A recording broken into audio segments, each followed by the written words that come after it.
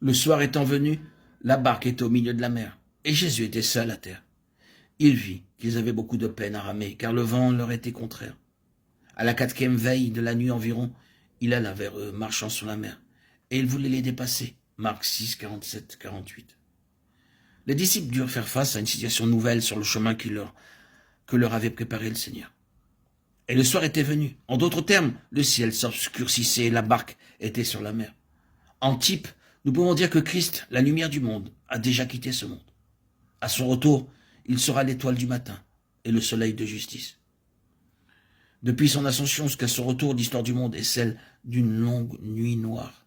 D'après l'opinion des hommes, le monde devient meilleur et plus lumineux. Mais selon la parole de Dieu, la nuit est avancée. Dieu n'a pas dit que le monde serait meilleur et plus lumineux. Au contraire, il déclare que la nuit est fort avancée.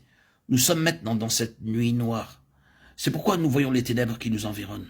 Êtes-vous conscient des ténèbres autour de vous? Si vous ne savez pas ce que sont les ténèbres, si vous n'avez pas la conscience des ténèbres autour de vous, c'est que probablement vous êtes assimilé à ce monde. Mais si vous marchez dans la lumière et vivez auprès de Dieu, en demeurant en Christ, en jugeant sans cesse les œuvres de la chair et en obéissant à la conduite du Saint-Esprit, vous discernerez très naturellement que ce monde est vraiment ténébreux.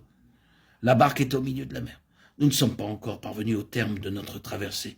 Bien que la question de la vie éternelle ou de la mort éternelle soit déjà réglée, sans aucun doute possible, notre histoire sur la terre, serons-nous fidèles jusqu'à la fin, ou notre chemin déviera-t-il? Cela est une question à laquelle il doit encore être répondu. Avant que la barque ne parvienne au port, elle peut changer de cap et se trouver en péril.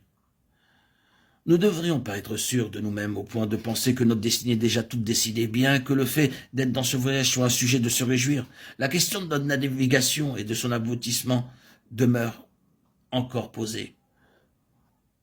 Que rencontrent-ils d'autres sur leur chemin? Ils étaient dans la détresse en ramant, car le vent était contraire, rappelle l'Écriture.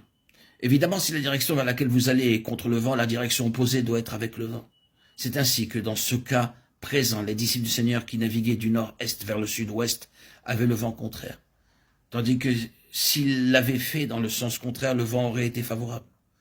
Beaucoup trop de chrétiens naviguent seulement avec le vent. Il serait étonnant qu'ils soient sur le chemin préparé par le Seigneur. Acceptons ce fait, nous devons marcher sur le chemin qui nous est destiné, puisque le Seigneur a déjà déterminé notre position dans le monde.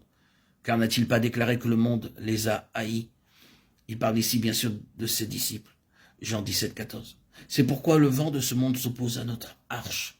Si nous n'avons jamais rencontré l'opposition, être ridiculisés ou persécutés par le monde, c'est que probablement nous ne nous trouvons pas sur le terrain préparé par le Seigneur. De temps à autre, nous aurions dû faire face à l'opposition du vent au lieu de toujours naviguer avec le vent.